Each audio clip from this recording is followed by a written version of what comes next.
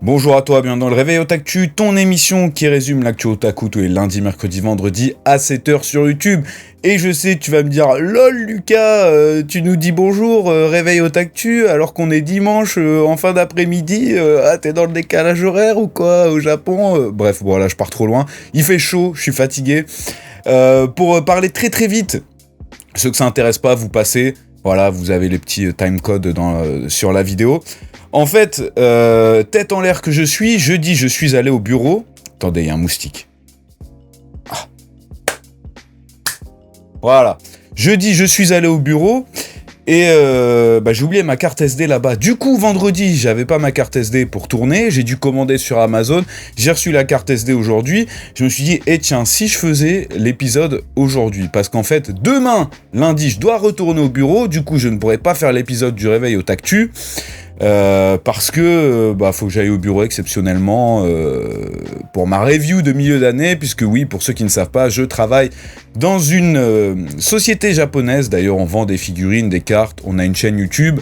Si vous n'êtes pas au courant, si vous aimiez ce que je faisais il y a quelques années, les unboxings, tout ça, allez checker. Je mets un petit lien dans la description. Enfin bref, voilà, je me suis dit autant faire un petit réveil otaktu aujourd'hui, et j'ai même pensé, et c'est là où je demande votre avis dans les commentaires. Est-ce que ce serait pas mieux de faire les vidéos, donc toujours lundi... Putain, il est encore là, le moustique. Lundi, mercredi, vendredi, mais en fin de journée. Genre 5-6 heures, au lieu de 7 heures du matin. Je sais qu'il y en a beaucoup qui l'utilisent pour aller au travail, pour aller en cours le matin. Mais j'ai l'impression que l'algorithme, en fait, recommande pas trop les vidéos, puisque ça sort en journée. Et on sait, c'est les premières heures d'une sortie de vidéo que c'est le plus important. Donc voilà, faites-le moi savoir dans les commentaires. C'est fini pour cette intro, beaucoup trop longue. On va pouvoir commencer à rager. Oui, ma grosse déception, la grosse arnaque de cette semaine, ça faisait longtemps que j'étais pas autant blessé, que j'ai jamais ressenti autant de haine. On nous a teasé depuis maintenant presque 2 semaines sur le compte Twitter de Tokyo Ghoul. Et mon compte Twitter, comme dirait The Kairi. On pensait que ça allait être un nouvel animé, un remake, tout le monde s'est chauffé, ça a chauffé de partout, et au final, qu'est-ce que c'est ? Une expo. Une expo. Tout ce pataquès pour ça, franchement, je suis dégoûté. Tout le monde était déjà trop chaud, alors oui... J'ai vu des commentaires, gens dire « Non mais attendez, vous êtes sérieux ? C'était normal, c'est sûr que ça allait pas être un nouvel animé. Attends, il y a des animés qui sont sortis il y a 20 ans, qui ont toujours pas de remake, Aichi le 21, ou je sais pas, on m'a sorti plein d'animés, qui méritent aussi certainement des remakes. Mais là on était chaud, on y croyait, tout le monde y croyait, et vous nous faites une expo ? Vous êtes sérieux ? En plus, une expo de l'animé ? S'il y a bien un truc que tout le monde est d'accord pour dire, c'est que le premier animé de Tokyo Ghoul, il pue la merde. Je suis désolé d'être grossier, voilà, là je vous le dis, là je commence à être énervé. Il est nul. À la limite, si vous voulez faire une expo pour tâter un peu le terrain, pour savoir s'il y a des gens qui seraient chauds pour un retour de Tokyo Ghoul, si encore la hype Tokyo Ghoul, faites une expo avec des planches du manga, des trucs inédits. Faites pas une expo sur l'animé. Oh là là, je suis dégoûté. Franchement, je suis au bout de ma vie. Alors oui, on pouvait s'y attendre, il y a plein de gens, on dirait les gens, ils étaient contents. Ouais, je vous avais dit, ce serait pas un remake, lol. Laissez-nous, on peut pas être heureux, les fans de Tokyo Ghoul. On peut pas être heureux dans notre vie. On voulait un remake. Tokyo Ghoul Brotherhood.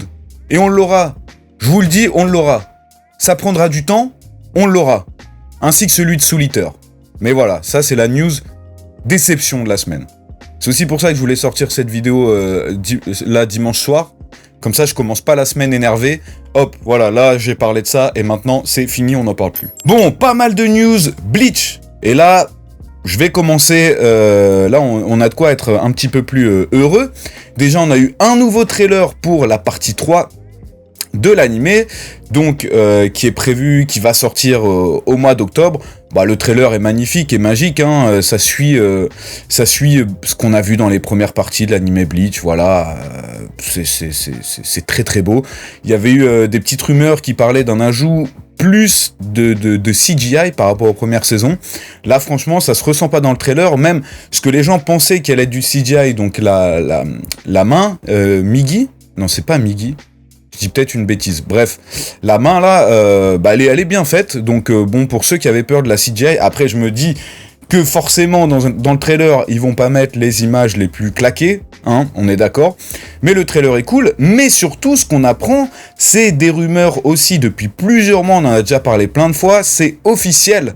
On aura un jeu Bleach sur PlayStation 5, Xbox et PC, Bleach Rebirth of Souls. Voilà, c'est bien ça le nom. Donc trailer qui est sorti aussi. J'ai des petites réserves. Alors je sais qu'on va pas juger un jeu sur le graphisme. On a eu ce débat là avec le nouveau jeu Hunter x Hunter qui va sortir. Le plus important, c'est le gameplay. Moi, je préfère des graphismes moins beaux avec un beau gameplay que de très beaux graphismes et un gameplay à la ramasse. Mais il y a des jeux mobiles là, jeux mobiles chinois qui sont sortis dans l'année, même il y a un an, qui sont plus beaux que ça. Alors oui, le jeu est encore en développement. Au moins, il y a un truc qui me rassure, c'est que niveau chara design, c'est très très très fidèle à l'œuvre originale. C'est très très beau, c'est très stylé. Ça ressemble plus au chara design de la fin de Bleach, même si là, dans le trailer, on voit des choses qui se passent au début du manga. Donc très très cool. Par contre, j'ai bien peur, on dirait que c'est un arena. Vous savez, enfin les jeux de combat dans la petite arène, un peu à la Budokai Tenkaichi. Sauf que les derniers que Bandai Namco a fait, enfin là on va avoir le Sparking Zero qui je pense va être incroyable. Mais bon, faut pas oublier tout ce qu'on s'est tapé derrière moi, le Jujutsu Kaisen, le My Hero Academia. Il y a eu quoi d'autre? Il me semble qu'il y a eu un One Piece aussi, il y a pas si longtemps. Enfin c'était un peu catastrophique. J'espère qu'ils vont pas juste... Un Demon Slayer on a eu aussi. Voilà, j'espère qu'ils vont vraiment se concentrer. Là, la hype Bleach est en train de remonter. Il nous faut un bon jeu. Il nous faut un bon jeu, s'il vous plaît. Moi, j'aurais aimé avoir un RPG. Malheureusement, on dirait que ce sera pas un RPG. Donc, à voir. On attend plus, mais en tout cas, c'est cool. On sait qu'on aura officiellement, maintenant, c'est officiel, un jeu Bleach sur console nouvelle génération. Nouveau visuel pour la saison 3 de One Punch Man. Et je voulais revenir sur une info que j'ai donnée la semaine dernière, ou il y a 2 semaines, quand je parlais du mangaka de Aichi 21 qui dessinait One Punch Man. J'ai même plus son nom. Murata, ouais. Où je disais, oui, il avait fait un communiqué comme quoi, voilà, One Punch Man serait en pause un petit moment parce qu'il avait des projets. Je m'étais dit, ah tiens, c'est peut-être parce qu'il travaille sur la saison 3 de l'animé. En fait, j'ai dit une grosse bêtise et vous m'avez rectifié dans les commentaires, donc là j'en profite pour le redire en vidéo. Ce sera JC Staff et ça avait été annoncé avec un trailer qui était sorti il y a plusieurs mois. Donc voilà, je m'en excuse pour les fausses informations, c'est pour ça vraiment, les commentaires c'est super important. Merci à vous, toujours dans la bienveillance. Déjà ça me permet moi de me corriger, puisque bon, j'ai pas la science infuse, hein, je ne connais pas tout, même si bon, c'est vrai que je fais une émission d'actu, je suis censé vous donner des bonnes actus, mais comme je fais ça la plupart du temps le matin, 5 minutes après mon réveil, j'ai un peu la tête dans le fiac, et donc j'oublie un peu tout, je suis pas totalement réveillé, on va dire, donc voilà, merci pour vos commentaires, toujours. C'était une occasion de vous le dire, et ça aide aussi du coup les autres gens qui regardent les vidéos et qui checkent les commentaires. Donc merci, continuez les potes. Et aussi l'annonce, énormément d'annonces d'animés, mais je vais pas toutes les faire, mais l'annonce de la saison 3 de Fire Force qui sera donc en 2 parties. La première partie en avril 2005 et la deuxième partie en janvier 2026. Pourquoi 2005 je dis? J'ai même dit ça aussi dans l'épisode de mercredi. 2025 pardon. Donc voilà, première partie avril 2025, deuxième partie janvier 2026. Donc bon, c'est quasiment dans un an. On a encore le temps de voir venir le truc. On a aussi l'annonce de la saison finale de Beastars qui sera disponible donc en décembre sur Netflix. Animé Blue Box qui sortira aussi sur Netflix pour le mois d'octobre. Netflix, qu'est-ce que je raconte moi? Premier trailer pour la saison 4 de Blue Exorcist qui sortira en octobre. Le trailer pour un animé de Hubelblatt qui sortira en janvier 2025. Aussi pour les 21 ans de Aichi 21, on a eu plusieurs mangaka de renom qui ont fait des illustrations, donc je vais vous montrer juste maintenant. On a ici l'illustration de Eiichiro Oda, je trouve, qui ressemble énormément à Katakuri dans son genre. Ici, on a l'illustration de Kishimoto. Très honnêtement, Kishimoto, on dirait qu'il a juste redessiné les persos mais pas dans son style. Il a pas essayé de faire quelque chose un peu style Naruto. Tite Kubo qui a fait cette illustration incroyable, on dirait Tozen. Elle est juste magnifique, il est toujours trop fort, Tite Kubo. JJ Akutami de Jujutsu Kaisen.